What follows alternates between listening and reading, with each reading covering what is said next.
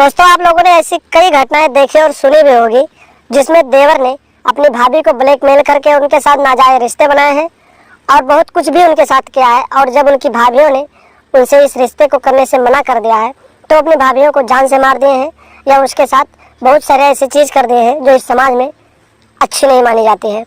लेकिन दोस्तों, जिस घटना के बारे में आज मैं आप लोगों को बताने जा रहा हूँ, ये घटना कुछ अलग ही है।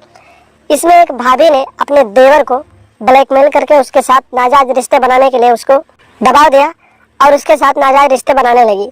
लेकिन दोस्तों, जब देवर उसके साथ नाजायज रिश्ते बनाने से तंग आ गया और उसने रिश्ता बनाने से मना कर दिया तो भाभी ने कुछ ऐसा किया जिसके बाद देवर को गुस्सा आया और देवर ने भाभी को ही मौत के घाट उतार दिया।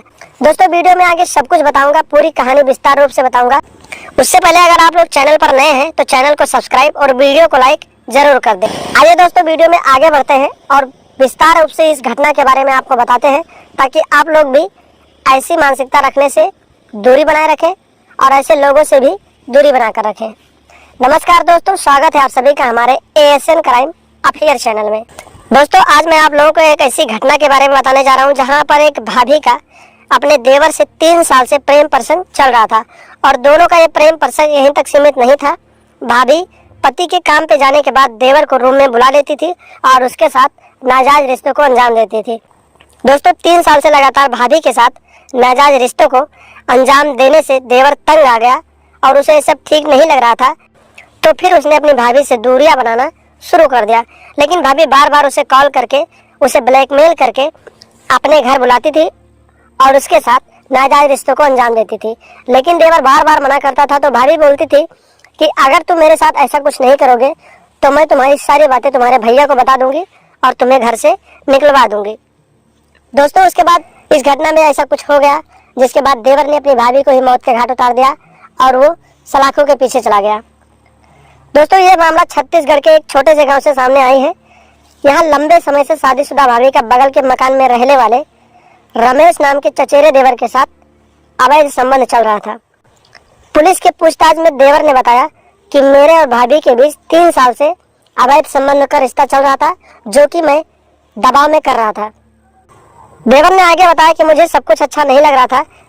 जैसे ही भैया काम पर जाते थे वैसे ही मैं उनके घर चला जाता था और इसके बाद मैं और भाभी प्यार भरी बातें करते थे और उसके बाद नाजायज रिश्तों को अंजाम देना पड़ता था।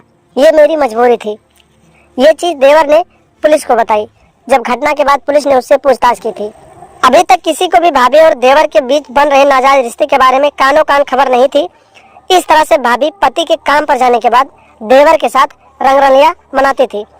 3 साल भाभी के साथ रिलेशन में रहने के बाद देवर को अब ये सब ठीक नहीं लग रहा था क्योंकि वो पहले से ही दबाव में काम करता था, ब्लैकमेल होता था तो भाभी की बात मानता था मजबूरी में।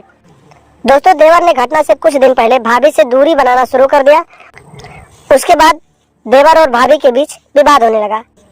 भाभी बार बार देवर के मना करने पर उसके साथ झगड़ा करती थी और रोज लड़ाई भी होती थी दोनों में। दोस्तों, भाभी उसके साथ जबरदस्ती करने लगी। इससे तंग आकर देवर ने भाभी को ही रास्ते से हटाने का फैसला कर लिया। एक दिन वो भाभी के बुलाने पर उसके घर गया और वहाँ कोई नहीं था। बस यही मौका देखकर उसने रस्सी से अपनी भाभी का गला घोंटकर भाभी को मौत के घाट उतार दिया और तुरंत वहाँ से रफू चक्कर हो गया। दोस्तों, घटना के कुछ घंटे बाद जब महिला का 10 वर्षीय बेटा स्कूल से लौटा तो उसने अपनी माँ को घर में मृत अवस्था में देखा। दोस्तों, जब 10 साल के बच्चे ने अपनी माँ को मृत अवस्था में देखा तो वो रोने और चिल्लाने लगा।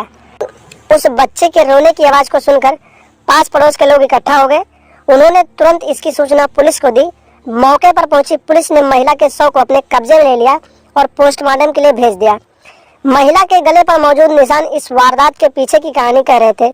आरोपी का पता लगाने के लिए पुलिस ने गांव के 50 से अधिक लोगों से पूछताछ की। महिला के घर वालों से भी पूछताछ की मगर हत्यारे का पता नहीं चल सका। दोस्तों, गांव के एक शख्स ने पुलिस को बताया कि मैं बगल के मकान में रहने वाले महिला के चचेरे देवर को घटना से कुछ घंटे पहले घर से निकलते हुए मैंने देखा था। बस अब क्या था दोस्तों, पुलिस ने इसी शक के तौर पर देवर से पूछताछ करना शुरू कर दिया। पुलिस से पूछताछ में लगातार वो अपने बयान बदलने लगा। इसी से पुलिस को उसके ऊपर शक और हो गया और जब पुलिस की जांच टीम ने देवर से कड़ाई से पूछताछ की तो उसने अपना सारा जुर्म कबूल कर लिया और घटना की पूरी कहानी पुलिस वालों को सुना दिया।